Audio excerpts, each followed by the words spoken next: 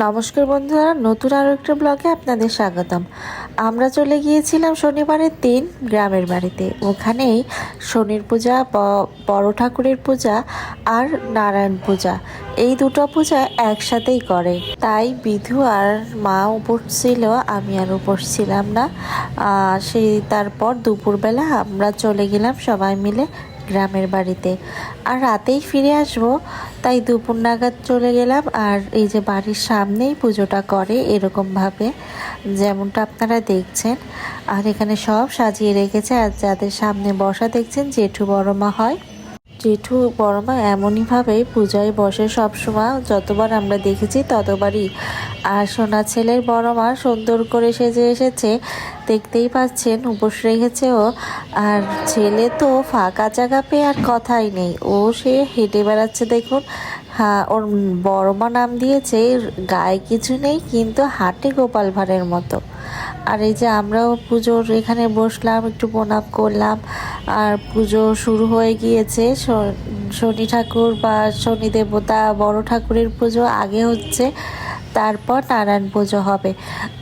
5টা, 5:30 নাগাদ পুজোয় বসেছে। যে আমিও বসে আছি, শাশুড়ি মাও বসে আছে, বিধুও, আমরা সবাই 3জনে একসাথেই বসেছি পূজাতে। আর এখানে মেয়ে এসে ভারী উচ্চতি করছিল, আর ওকে মশাইও কামড় দিচ্ছিল, তাই এখানে এসে আবার ঠাম্মিকে বলছিল একটু জল খাবে। আর এই যে প্রায় সন্ধ্যা লেগে আসছে, আর শনি ঠাকুরের পূজা, বড় ঠাকুরের পূজা প্রায় হয়ে এসেছে। পূজা শেষ হতে হতে প্রায় সন্ধ্যায় হয়ে গিয়েছিল। আর তার ছেলে আবার ওর জেঠু আর বাবার সাথে গিয়েছিল দোকান, মানে বাজারের ভিতরে। ওখান থেকে আবার খেলনা কিনে নিয়ে এসেছে। দুই ভাই বোনে আবার খেলনা নিয়ে খেলা শুরু করেছে।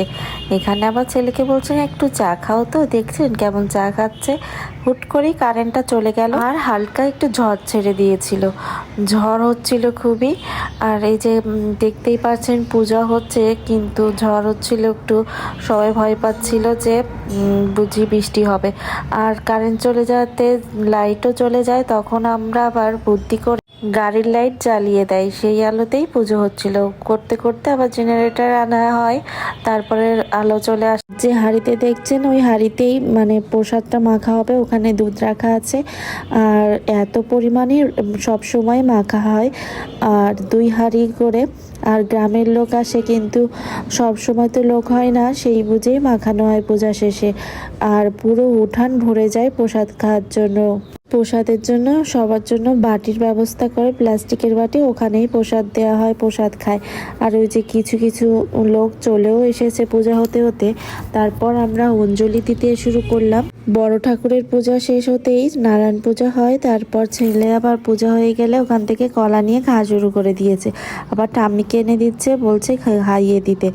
নারায়ণ পূজা হয়ে গেলে ওইখান থেকে আসন নিয়ে মাথায় করে নিয়ে যেতে হয় ঘরের ভিতর, তাই জেঠুই যেহেতু বড় ছেলে, সেই নিয়ে গিয়েছিল। আর এখানে পূজা শেষ হতে হতেই সবাই প্রসাদ মাখাতে শুরু করে দিয়েছে। বড় ঠাকুরের প্রসাদ মাখাচ্ছিল সবাই মিলে, মানে গ্রামের কিছু লোক মিলে, বেশ ভালোই হয়েছিল খেতে। আর নারায়ণ পুজোর প্রসাদটা ঠাকুরমশাইরা মিলে বানিয়েছিল, দুটোই বেশ ভালো হয়েছিল। সবাই খেয়ে বেশ ভালো বলছিল যে মাখানোটা খুব ভালো হয়েছে। আসলে পুজোর প্রসাদ মানেই অমৃত, হচ্ছে যেভাবেই করুক না কেন সবটাই ভালো হয় খেতে। আর এখানে সবাই প্রসাদ মাখামাখির কাজ চলছে, কে কীভাবে মাখাবে, কী দিলে ভালো হবে সেগুলোই কথা হচ্ছিল, আর সবাই মাখাচ্ছিল। দেখতে কিন্তু বেশ ভালোই লাগছিল। আর লোকজন প্রায় চলে এসেছিল প্রসাদ খাওয়ার জন্য। তারপর আমরা সবাই অপেক্ষা করছিলাম প্রসাদ হয়ে গেলেই খাবো। আর এখান থেকে এই যে ঠাকুরমশাইরা যেটা মাখিয়েছিল সেটা আবার দিয়ে গেল ঘরের ভিতর। আর আমরা এই যে সবাই মিলে বসে একসাথে প্রসাদ খাচ্ছিলাম। প্রসাদ খাওয়া শেষ, সবাই চলেও গেছে। আর এখানে মেয়েটা তার অর্ক কাকার সাথে গল্প করছে।